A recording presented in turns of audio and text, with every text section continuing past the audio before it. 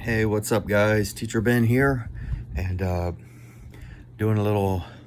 It's 12:30 a.m. September 30th. Reading Lonely Planet. I do want to, basically promote this book for those of you who are learning languages and traveling the world.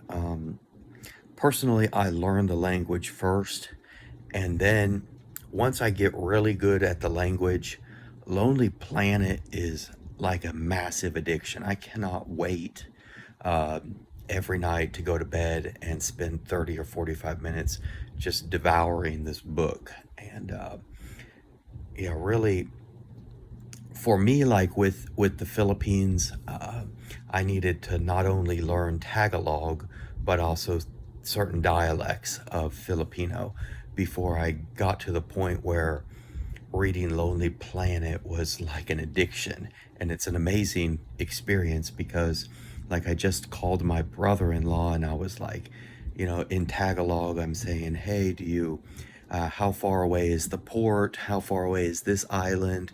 How far away is the other island on the other side of Southeast Luzon? And so it's very, very nice to have these conversations. And the people who live in these countries, once you learn the material in Lonely Planet, they're like, that is so critical to understanding their culture, and it gives so much respect. It shows that I respect their culture, and that means a lot to them. So when I'm able to say, hey, what happened in your country 400 years ago? How did you feel about Spanish rule in your country 400 years ago? That shows that I respect their culture, and I've taken the time to learn about it. So um, to me, it's huge. Um,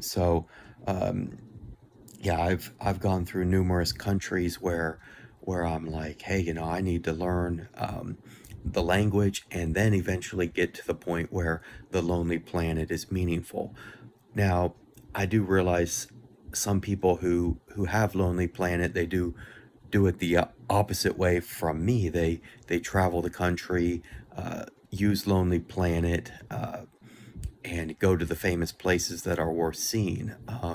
So they take the approach a different way. So nothing wrong with that. It's just this is the way my brain works. Is first I learn the language, and then I start understanding geography and understanding culture and cuisines and cooking and yeah, uh, the religion and yeah. So um, all the aspects of the culture comes through Lonely Planet. So so really, I mean, I did show you all the different companies of books that I had, and right now I feel like Lonely Planet is by far away the best company if you want to understand how to visit a country. And you know like when I start to understand a country, I do learn use Lonely Planet to get that general sense of more than just the language and an understanding I want to achieve for each country of the world. And I want to, like, when I was 8 years old, I spent my first 8 years, I lived in America straight. And by the time I was eight, I knew all 50 states. I knew probably 40 out of the 50 capitals. And I knew certain things about about each state. Kansas is flat, Colorado has mountains. This type of idea. The major airports are in Chicago. You can't get out of the country if you're flying from Wichita. Dayton, you can barely get out of the country unless you're going to Toronto.